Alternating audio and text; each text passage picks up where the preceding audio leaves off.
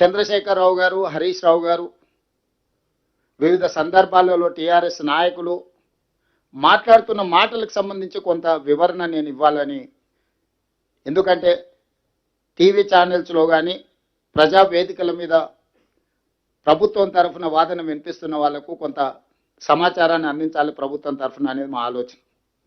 ఈరోజు తెలంగాణ రాష్ట్రం ఏర్పడిన తర్వాత చంద్రశేఖరరావు గారు ముఖ్యమంత్రి బాధ్యత చేపట్టిన తర్వాత, ఆంధ్రప్రదేశ్కు చంద్రబాబు నాయుడు గారు ముఖ్యమంత్రిగా బాధ్యత చేపట్టిన తర్వాత నీటి పంపకాలు జరిగినాయి.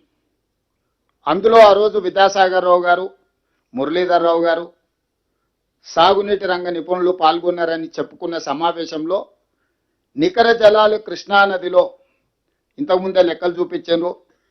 3 రాష్ట్రాలు మహారాష్ట్ర, కర్ణాటక, ఉమ్మడి ఆంధ్రప్రదేశ్కి 811 టీఎంసీలు, కర్ణాటకకి 734 టీఎంసీలు, మహారాష్ట్రకు 585 టీఎంసీలు, మొత్తం 2130 టీఎంసీల నీటి కేటాయింపుల్లో ఉమ్మడి ఆంధ్రప్రదేశ్కు 811 టీఎంసీలు నికరంగా కేటాయించడం జరిగింది. ఉమ్మడి రాష్ట్రం ఉన్నప్పుడు, రాష్ట్ర విభజన చర్చ జరుగుతున్నప్పుడు ఉమ్మడి ఆంధ్రప్రదేశ్లో కృష్ణా బేసిన్ మీద నిర్మించిన ప్రాజెక్టులకు ఏ ప్రాజెక్టు ఎన్ని నీళ్లను వాడుకుంటుందో కిరణ్ కుమార్ రెడ్డి గారు ఉన్నప్పుడు ఒక లెక్క తీసిండ్రు. ఆ లెక్క ప్రకారము నీటి కేటాయింపులు జరగాలని, ఆంధ్రప్రదేశ్ ప్రయోజనం చేకూరాలని కిరణ్ కుమార్ రెడ్డి గారు తీవ్రమైన ప్రయత్నం చేసి ఆంధ్రప్రదేశ్ యొక్క నీళ్ళ హక్కులను సాధించాలని కిరణ్ కుమార్ రెడ్డి గారు ఆనాడు ప్రభుత్వంలో ఒక లెక్కలు తీశారు. ఆ లెక్క ప్రకారము 512 టీఎంసీలు ఆంధ్రప్రదేశ్కు సంబంధించిన ప్రాజెక్టులకు, తెలంగాణలో నిర్వహించబడుతున్న ప్రాజెక్టులకు 299 టీఎంసీలు ఈ లెక్క ప్రకారం వారు ఒక లెక్క తీసిండ్రు 2013లో. అంటే 34% తెలంగాణకి, 66% ఆంధ్రప్రదేశ్కి. తెలంగాణ రాష్ట్రం ఏర్పడిన తర్వాత కేంద్ర ప్రభుత్వం ఏర్పాటు చేసిన లేదా జరిగిన చర్చలలో పాల్గొన్న చంద్రశేఖరరావు గారు, హరీష్ రావు గారు ఈ 34, 66% మేము పంచుకుంటామని చెప్పి ఒప్పందం చేసుకున్నారు.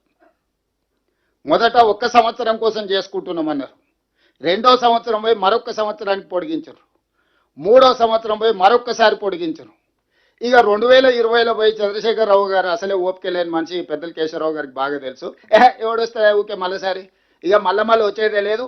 ఆ Krishna water tribunal, Bachawat tribunal ఫైనల్గా నీటి కేటాయింపులు జరిగే వరకు ఇక మళ్ళీ వచ్చేది లేదు. ఒకటేసారి వన్స్ ఫర్ ఆల్ సంతకం పెడుతున్నా ఇక 512, 2299 లాగా మేము వాడుకుంటాం. ఇంకా ఊకే మమ్మల్ని విలువకరి, ఊకే నా డిస్టర్బ్ చేయకరి, ఫామ్ హౌస్లు ఉంటాయని చెప్పి క్లియర్గా 2020 సంవత్సరంలో సంతకం పెట్టి శాశ్వతంగా తెలంగాణకు 34%, ఆంధ్రప్రదేశ్కు 66% కృష్ణానదిలో నీటి కేటాయింపుల మీద సంతకం పెట్టి పర్మనెంట్గా వాళ్ళకి హక్కు ఇచ్చిండు.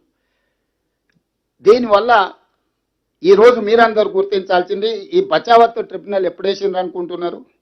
2004లో వేసిండ్రు. 21 సంవత్సరాలైంది ఈ రోజుకు లెక్కేస్తే. బ్రిజేష్ ఫస్ట్ బచావత్, రెండవది బ్రిజేష్ ట్రిబ్యునల్ని అపాయింట్ చేసింది కృష్ణానది మీద నీటి పంపకాల కోసము 2004లో వేస్తే ఈరోజు 2026కు వచ్చినాం. 21 సంవత్సరాలైనా ఈ నీళ్ల మీద జడ్జిమెంట్ రాలే. ఇంకా ఎన్నేళ్ళకు వస్తుందో దానికి లెక్క